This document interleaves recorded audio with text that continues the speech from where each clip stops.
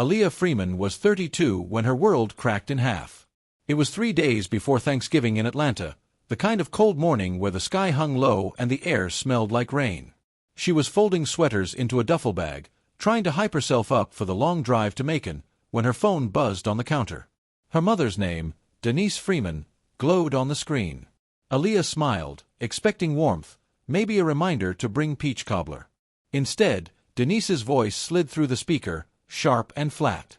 "Don't come home this year, Aaliyah. Tanisha doesn't want drama." Just like that. No explanation. No softness. Not even the fake sweetness Denise used with church ladies. Aaliyah froze, holding the phone like it had suddenly grown heavier. The line went silent except for Denise's steady breathing, cold and dismissive, as if she hadn't just carved her daughter out of the holiday. "Drama," Aaliyah repeated, her voice barely above a whisper. She paced the room, glancing at the sweaters she'd neatly folded with some small hope that this year would be different. Tanisha, perfect, delicate, endlessly defended, was apparently too stressed for Aaliyah's presence. She tried calling Denise back, but the call went straight to voicemail. When she dialed her father, Charles Freeman, he answered after a long, weary sigh. "Baby, your mama just wants peace." Aaliyah swallowed hard. She hated that word. Peace always meant, "Aaliyah, disappear a little more." "So I'm the problem?" she asked. Silence stretched. Finally, Charles murmured, "Just listen to your mama this time." Then he hung up. Aaliyah stood in the stillness of her apartment, hearing the echo of a lifetime spent being the family inconvenience, the daughter expected to shrink so others could breathe easier. She sank onto her couch, staring at her half-packed duffel. Memories rose like smoke, suffocating, bitter, impossible to ignore. Her 16th birthday, cancelled because Tanisha cried over a B- on a math test. Her college graduation, where she stood alone for photos because her parents were stuck at one of Tanisha's urgent prenatal appointments. Denise always waved it away. "Stop making things about you, Aaliyah." Years of tiny cuts, dismissed feelings, and swallowed pain lined up in her mind like old bruises. But today felt different. Today wasn't a misunderstanding. It was a decision. A choice. A deliberately closed door.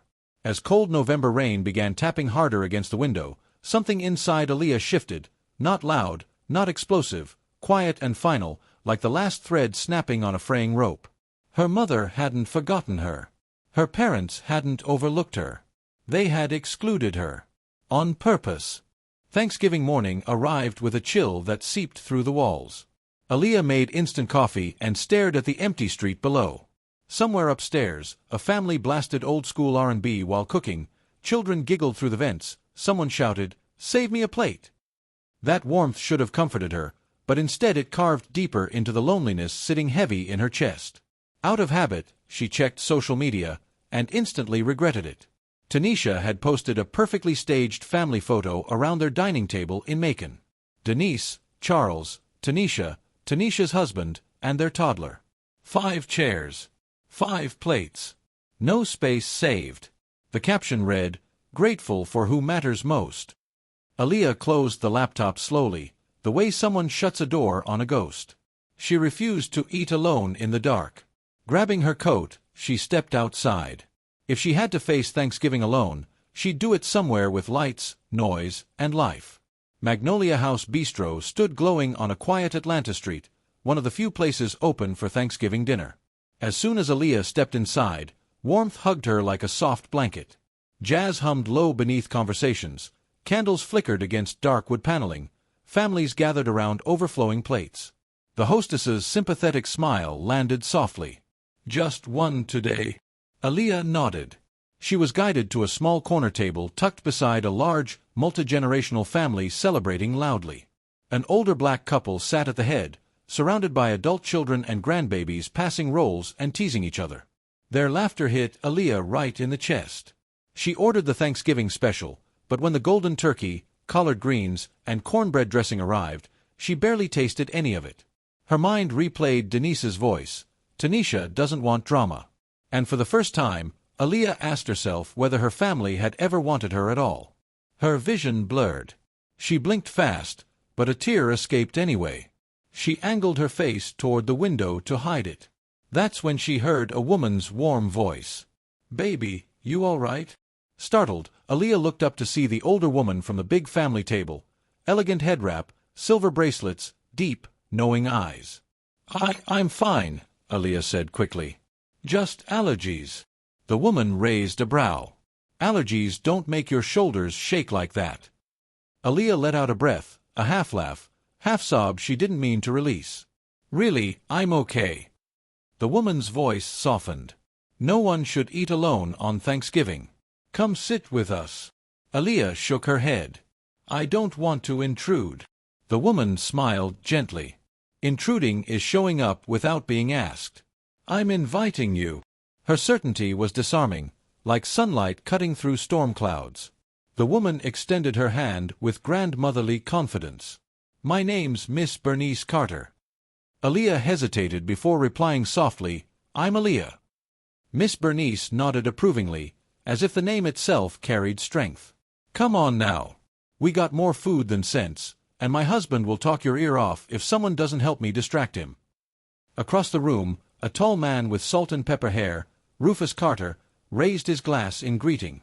"Lord, Bernice has recruited somebody else," he joked, making the whole table laugh. Someone scooted a chair out for Aaliyah before she even agreed. She looked back at her lonely plate, her tiny table, her untouched food. Then she looked at the Carter family's warmth, their open arms, their joy spilling over into the room. "Okay," she whispered. "Just for a little while." Miss Bernice placed a gentle hand on her back. "Baby, a little while is where blessings begin." The Carters folded her into their world like she'd always belonged. Mr. Rufus shook her hand with warm strength. "Welcome, sweetheart." Their adult children introduced themselves in bright, overlapping voices. Keisha, the stylish one, Darius, the quiet jokester, and Malik, the charming youngest son with a smile that could soften concrete. The two grandkids, Jaden and Malaya, showed her their Thanksgiving crowns, made of napkins and crayons. The table was alive, stories flying, plates passing, cornbread disappearing faster than Bernice could refill it. Malik leaned over conspiratorially. "Fair warning, Pop's about to tell a joke." Rufus puffed his chest. "What did the turkey say at the family reunion?" The kids groaned. "Rufus, don't you—" "I'm stuffed, y'all." The entire table erupted. And Aaliyah, exhausted, hurting, yet surrounded by unexpected kindness, laughed harder than she had in years. After dessert, while the kids chased each other around the table and the men debated football like referees would listen to them, Miss Bernice eased into the seat beside Aaliyah.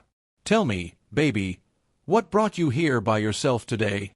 Aaliyah's throat tightened. She'd spent years holding everything inside, but something about Bernice's presence, steady, maternal, gentle, made the truth push forward. "My mom told me not to come home," she whispered. "Said my sister didn't want any drama."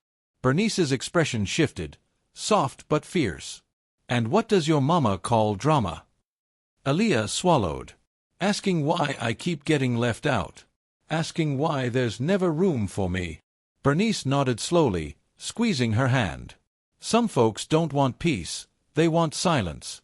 Yours." Aaliyah's eyes burned. No one had ever put words to her pain like that. Not once in her entire life. When the night drew to a close, Mr. Rufus insisted on paying for her meal. "New friends deserve full plates," he declared. Miss Bernice pressed a cream-colored card into Aaliyah's palm. "If you ever need a listening ear, call me. Don't you hesitate." As the Carters bundled into their coats, Malik called out, "Sunday dinner at Mama's every week. You should pull up sometime. She cooks like she owns a restaurant." Keisha nudged him. "Don't scare the girl." But Miss Bernice turned back to Aaliyah with a knowing smile. "Invitation stands, baby. Anytime." Aaliyah stepped outside and watched the Carter family walk into the glowing Atlanta night, laughing, teasing, alive. She looked down at the card in her hand. For the first time in a long time, her heart felt something unfamiliar. Not hope exactly, something softer. Something like the beginning of home. Aaliyah didn't go to Sunday dinner the next week. Or the one after that. Every time she picked up Miss Bernice's card, fear crept in. What if they changed their minds? What if they realized she wasn't worth the space they made for her? She'd spent her whole life being the daughter who took up too much room, the sister who got blamed for anything uncomfortable. But then, on a quiet Thursday afternoon, her phone buzzed. "Hey baby, it's Miss Bernice," the voicemail began, her voice warm as a quilt fresh from the dryer. "Just checking on you. Ain't no pressure. Just thinking about you." Aaliyah held the phone to her chest. No one, not Denise, not Charles, not Tanisha, had ever called her just to check in. That Sunday, after pacing her apartment for nearly 10 minutes, she grabbed her keys and finally decided to drive to the Carter home. The Carter house sat on a peaceful street in southwest Atlanta. Brick porch, rocking chairs, wind chimes singing softly in the breeze. Lights glowed in every window, casting a golden warmth that wrapped around the quiet evening. Aaliyah stood at the gate, her heart pounding like she'd come to confess a crime. Before she could knock, the front door swung open. "There she is," Miss Bernice exclaimed, stepping onto the porch with open arms. Aaliyah blinked. You were expecting me?" Bernice laughed. "Baby, a mama knows." She pulled Aaliyah into a hug, steady and warm, long enough to crack something open inside her. The smell of baked chicken and cornbread floated into the night. Mr. Rufus peeked from behind the door. "Girl, you better get in here before Malik eats all the mac and cheese." Aaliyah followed them inside, unaware she had just stepped into the family that would one day claim her completely. Sunday dinners became a ritual. Aaliyah found herself drawn back week after week, each visit smoothing out a wrinkle in her spirit. Mr. Rufus taught her how to play bid whist, though he insisted she was terrible in a charming way. Miss Bernice showed her how to fold biscuit dough with gentle hands and a patient smile. Keisha let her raid her closet whenever they had something fancy to attend. Darius roasted Malik constantly, and Malik roasted him back twice as hard. The grandkids, Jaden and Malaya, claimed her immediately, pulling her into games, inviting her to school events, slipping drawings into her purse when she wasn't looking. For the first time, Aaliyah wasn't walking on eggshells. She wasn't shrinking herself smaller. She laughed loudly. 8 seconds. Spoke without fear. And nobody flinched. Nobody scolded her. Nobody acted like she was unwanted. This was what family was supposed to feel like. Months passed, and something else began to shift, subtle at first. Malik started lingering beside her during dinner, offering to refill her glass, teasing her about her obsession with peach cobbler. When they sat on the porch after meals, he'd lean against the railing beside her, their conversations drifting from movies to dreams to the wounds they carried but never admitted aloud. One evening, after a Sunday dinner filled with laughter and chaos, Malik walked her to her car. "You know," he said, hands in his pockets, "my family kinda adopted you already. Doesn't that make me responsible for checking on you?" Aaliyah laughed softly. "Responsible? That's a strong word." Malik stepped closer. "Then let's say I'm interested." Heat fluttered in her chest. She wasn't used to someone choosing her so clearly, so openly. She wasn't used to being wanted. She didn't know it then, but this was the beginning of everything. A year later, Aaliyah and Malik were inseparable. Church picnics, movie nights, long drives through Georgia backroads, every moment with him felt like finding a piece of herself she never knew was missing. The Carters welcomed the relationship with joy that stunned her. "'Bout time," Darius teased. "We knew before you did." Miss Bernice simply hugged Aaliyah and whispered, "Love looks good on you, baby." Meanwhile, Aaliyah's biological family remained silent. No calls. No texts. Not even a birthday message. And strangely, the absence didn't sting as sharply anymore. The Carters filled her life with warmth, laughter, and loud, messy, unconditional love, the kind she once believed existed only for other people. Slowly, the ache of her childhood began to fade, replaced with a steady certainty. She wasn't too much. She wasn't dramatic. She wasn't unlovable. She had simply been planted in the wrong soil. And now, she is finally growing. 2 years after that first Thanksgiving, Malik invited Aaliyah somewhere special. He took her back to Magnolia House Bistro, the very place where her life had turned. She slid into the booth, recognizing the soft jazz, the dim lights, the scent of roasted herbs drifting from the kitchen. "Feels like déjà vu," she murmured. Malik looked nervous, a rare crack in his confident demeanor. He kept adjusting his watch, clearing his throat, glancing at her and then looking away. "Aaliyah," he said finally, "there's something I've been wanting to ask you." She laughed lightly. "Why do you sound like you're about to confess to a crime?" Malik exhaled shakily. Then he reached across the table and took her hands. "Because this is the biggest moment of my life." Her breath caught. He slid a velvet box toward her. "Aaliyah Freeman, will you marry me?" Her yes came out as a whisper, a sob, and a prayer all at once. The restaurant erupted in applause. Aaliyah was so overwhelmed by Malik that she didn't initially notice the Carters sitting at a nearby table, beaming like they'd been waiting for this moment forever. Miss Bernice was already wiping tears from her eyes. Mr. Rufus clapped Malik on the back. "'Bout time, boy." Keisha recorded the whole thing, narrating dramatically like a reality TV host. As Aaliyah hugged everyone, breathless and laughing, Miss Bernice pulled her aside. "Baby," she whispered, cupping Aaliyah's face in her palms, "I knew the moment I saw you crying over that cold turkey plate that God had plans for you here." Aaliyah pressed her forehead against Bernice's shoulder, overwhelmed by the depth of love surrounding her. She had never imagined a world where joy came freely, where family gathered around her not out of obligation but genuine affection. She didn't know life could feel like this. Wedding planning began instantly. Venues, colors, menus, dresses. It was chaos, but beautiful chaos. The Carter women took charge like a well-oiled machine. Keisha handled decor. Miss Bernice fussed over flowers. Even the grandkids insisted on picking songs for the reception. But one detail kept Aaliyah awake at night: the wedding program. Specifically, the line that read parents of the bride. She stared at the blank space beneath it for days. How could she put Denise and Charles there? They hadn't spoken to her in over 2 years. They hadn't asked about her life, her dreams, her engagement, nothing. But leaving it blank felt wrong too.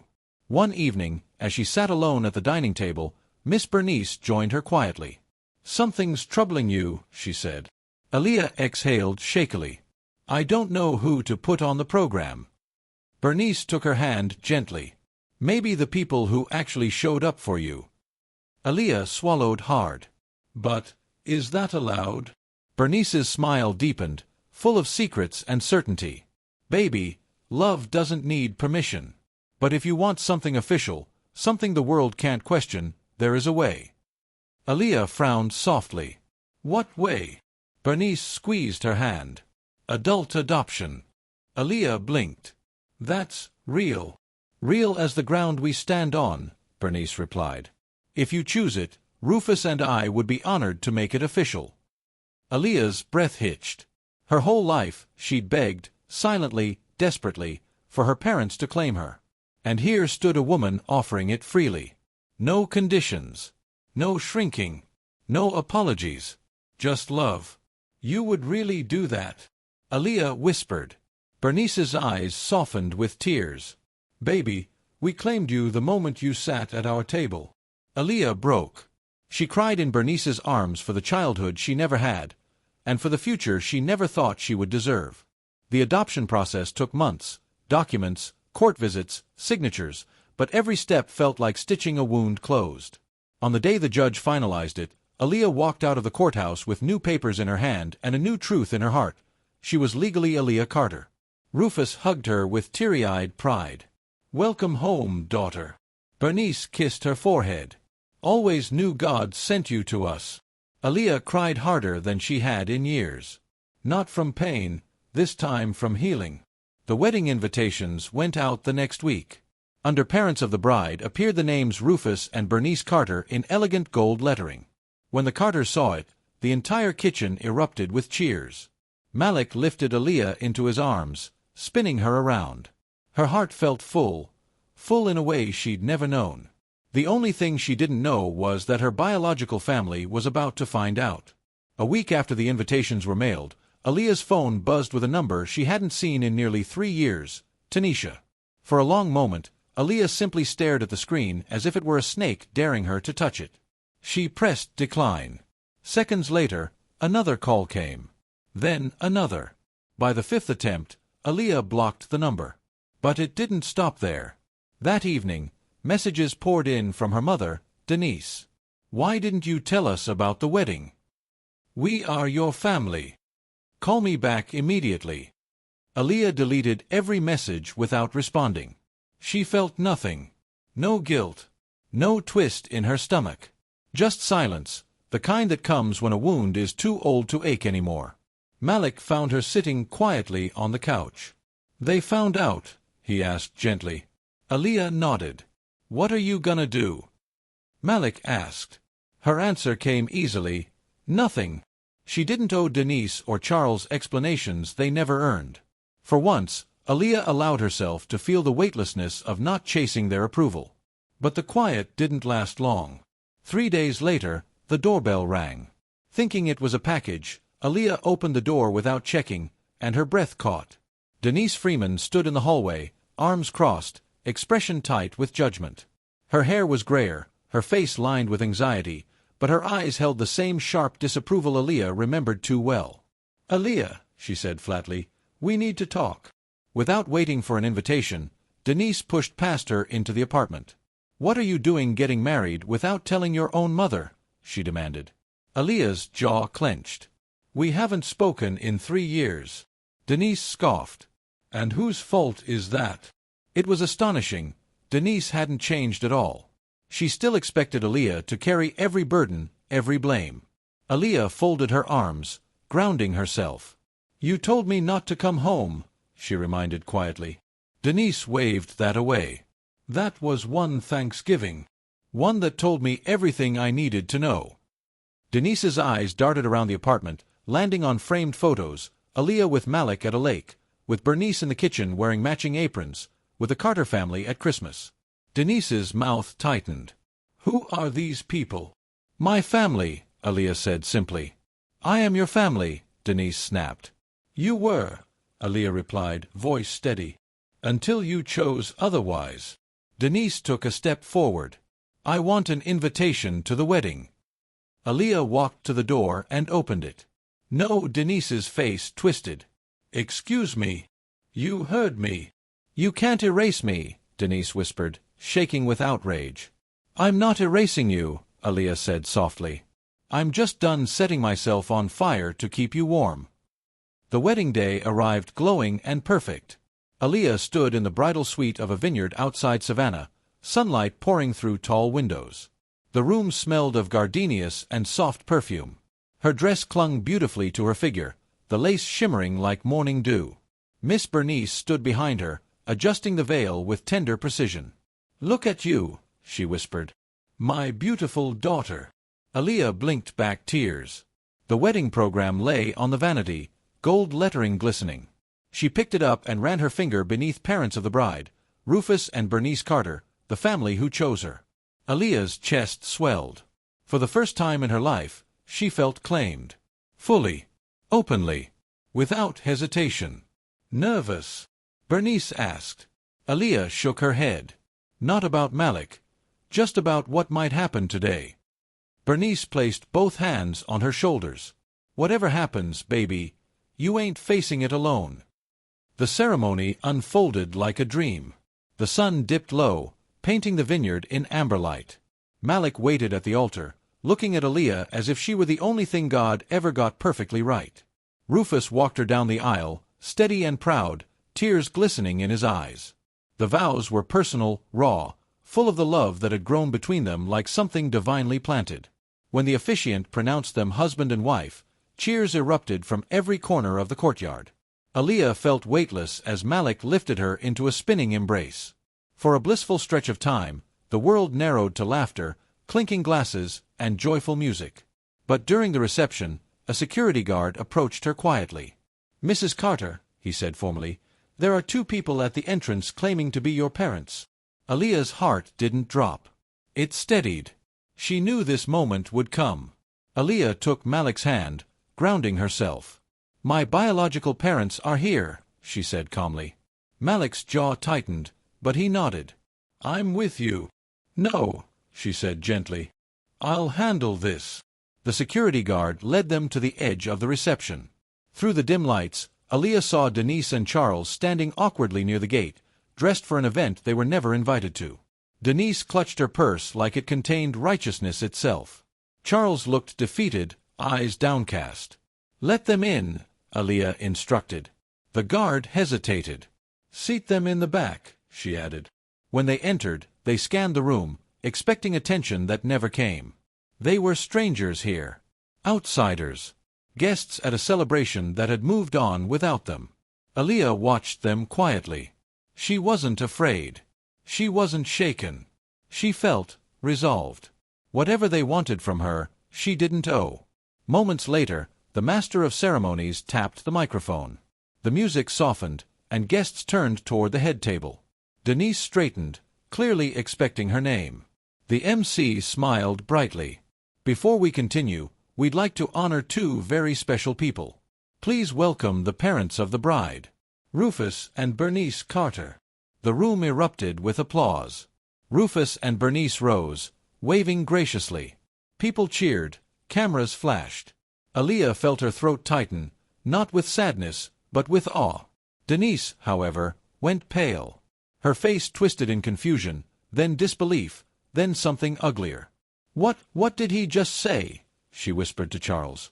But before he could answer, she marched toward the front of the room, fury burning in her eyes. Aaliyah braced herself. She knew Denise wouldn't let the humiliation settle quietly. Not tonight. Not ever. Denise reached Aaliyah just as the applause faded. "What is going on?" she hissed. "Who are those people?" "My parents," Aaliyah replied evenly. "You can't just replace us." "I didn't replace you," Aaliyah said softly. "You walked away." "You're being dramatic," Denise snapped, her voice rising. "You've always been dramatic." Aaliyah flinched at the familiar accusation, but only for a second. Malik stepped closer, protective. "Let me be clear," Aaliyah said, her voice calm and steady. "You told me not to come home. You chose Tanisha every time. You let me stand alone for years." Guests nearby had fallen silent, watching. Denise's eyes darted nervously. "This is humiliating." "Then leave," Aaliyah replied. Denise's mouth opened and closed, but no words came. And then, unexpectedly, Charles stepped forward, eyes shiny with tears. "Aaliyah," he whispered, "I'm sorry." It was the first real apology he had ever given her. Aaliyah stared at her father, seeing not the man she longed for, but the man who had watched her drown in silence and called it keeping peace. "I should have protected you," Charles said, voice cracking. "I let your mother and Tanisha mistreat you. I didn't stand up. I didn't stop. And you deserved better." Aaliyah felt something shift inside, recognition, not reconciliation. "I know you're sorry," she said gently. "But sorry don't rebuild what was never built." Charles nodded, tears falling freely. Denise glared at him, betrayal etched into her face, but he didn't look at her. For the first time, his eyes were on Aaliyah alone. Miss Bernice and Rufus approached quietly, standing behind Aaliyah like pillars. Denise turned to them angrily. "You people stole my daughter." Bernice didn't flinch. "Stole? No, ma'am. We just picked up what you threw away." Rufus stepped forward, voice low but powerful. 5 years ago, this young woman sat alone in a restaurant on Thanksgiving because her own family told her not to come home. My wife invited her to our table. We fed her. We loved her. And you know what she told us that night. He looked directly at Denise. She couldn't remember the last time she felt wanted. Denise's mouth trembled, but pride kept her silent. Rufus continued, "We didn't steal her. We showed her what a family is supposed to look like. The rest. That was her choice." The room was utterly still. Malik slipped his hand into Aaliyah's, grounding her. In that moment, she realized something profound. She no longer feared Denise's anger, her voice, her judgment. She finally understood her own power, her own worth. And she wasn't giving it back. "Wait," Aaliyah said softly, raising her hand before security could step in. Denise paused, eyes filled with a flicker of hope, dangerous, desperate hope. Aaliyah stepped closer, her voice steady. "I don't hate you," she began. Denise blinked, stunned. "What?" "I don't hate you," Aaliyah repeated. "I've made peace with who you are. You're not villains. You're just people who couldn't love me the way I needed to be loved." Charles bowed his head, shoulders shaking. Denise stiffened, clinging to her denial. "But I've also made peace with who I am," Aaliyah continued. "And who I am is someone who deserves to be chosen. Not last. Not as an afterthought. Chosen first." She gestured toward the Carters, her family. "They chose me. And I choose them." Denise's face collapsed into disbelief. Charles covered his mouth with trembling fingers. "I'm not erasing you," Aaliyah exhaled. "I'm just not giving you a seat anymore." Security escorted Denise and Charles out quietly. No shouting. No dramatic exit. Just two people walking away from a life they had every opportunity to cherish but didn't. As the doors closed, the reception erupted into gentle applause, not for the spectacle, but for Aaliyah's strength. Malik wrapped his arms around her from behind. "You okay, baby?" he whispered. She leaned into him, eyes overflowing with relief. "I'm finally free." Rufus squeezed her shoulder. "Proud of you, daughter." Bernice kissed her cheek. "You handled that with grace only God can teach." Aaliyah breathed deeply. The weight that had lived in her chest for decades lifted, light as air. For the first time since childhood, she wasn't shrinking. She wasn't begging. She wasn't hoping for crumbs of affection. She was standing tall, in a room full of people who wanted her. People who had shown up. People who had chosen her without hesitation. The celebration resumed with renewed joy. The DJ restarted the music, and the crowd surged toward the dance floor. Malik pulled Aaliyah close, spinning her in a circle until she laughed so hard she nearly lost her breath. Jaden and Malaya danced around them, their little hands grasping her dress. "Auntie Lily, you're a real Carter now," Jaden shouted proudly. Aaliyah knelt to hug them both, tears slipping down her cheeks. "I'm a real Carter," she whispered, tasting the truth of it. Dinner was served, glasses clinked, and Mr. Rufus told every guest who would listen that he had gained a daughter and wasn't giving her back.